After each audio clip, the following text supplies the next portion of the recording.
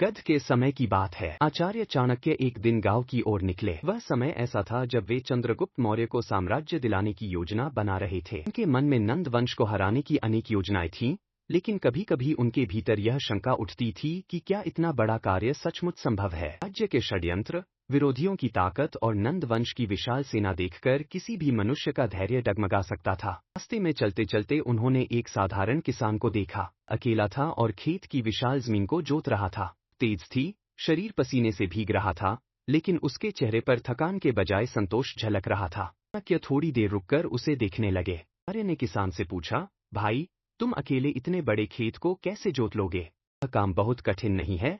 किसान ने हल चलाना बंद किया, सिर उठाकर देखा और मुस्कराते हुए बोला, आचार्य, कठिन तो है, पर असंभव नहीं। यदि मैं रोज थोड़ा थोड़ा खेत जोतता रहूं तो एक दिन यह पूरा खेत अपने आप तैयार हो जाएगा। कभी व्यर्थ नहीं जाती, बस धैर्य रखना पड़ता है। किसान का यह साधारण उत्तर चाणक्य के हृदय को छू गया। उन्हें ऐसा लगा मानो इस छोटे से आदमी ने जीवन का सबसे बड़ा राज खोल दिया हो। उन्होंने सोचा कि मैं साम्राज्य स्थापित करने की इतनी बड़ी योजना बना रहा हूं, लेकिन मैं चाहता हूं कि सब कुछ तुरंत ही हो जाए। जबकि सच्चाई यह है कि किसी भी बड़े कार्य को छोटे छोटे प्रयासों से ही पूरा किया जा सकता है।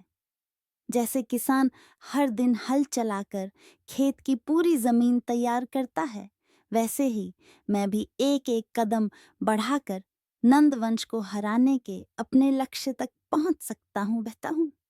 उस दिन चाणक्य गांव से लौटकर चंद्रगुप्त के पास पहुंचे और उसे समझाया, बेटा, बड़े लक्ष्य कभी एक ही बार में पूरे नहीं होते। उन्हें पाने के लिए छोटे छोटे कदम बढ़ाने पड़ते हैं। यदि हम एक बार में सब कुछ जीतने की सोचेंगे तो हार निश्चित है। हमें पहले छोटे छोटे राज्यों को साथ मिलाना होगा, फिर बड़े साम्राज्य की ओर देखना चाहिए। चंद्रगुप्त ने इस शिक्षा को अपने जीवन का मंत्र बना लिया। इसके बाद चाणक्य ने योजना बनानी शुरू की। उन्होंने छोटे छोटे जनपदों और राजाओं से संपर्क साधा। कई राजाओं ने पहले डर के कारण साथ आने से मना किया, लेकिन चाणक्य का तर्क और धैर्य उन्हें धीरे धीरे विश्वास दिलाने लगा।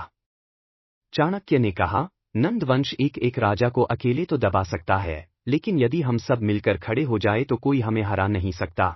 धीरे धीरे अनेक छोटे राज्य उनके साथ आने लगे। इसी बीच उन्होंने गुप्तचरों का जाल फैला दिया।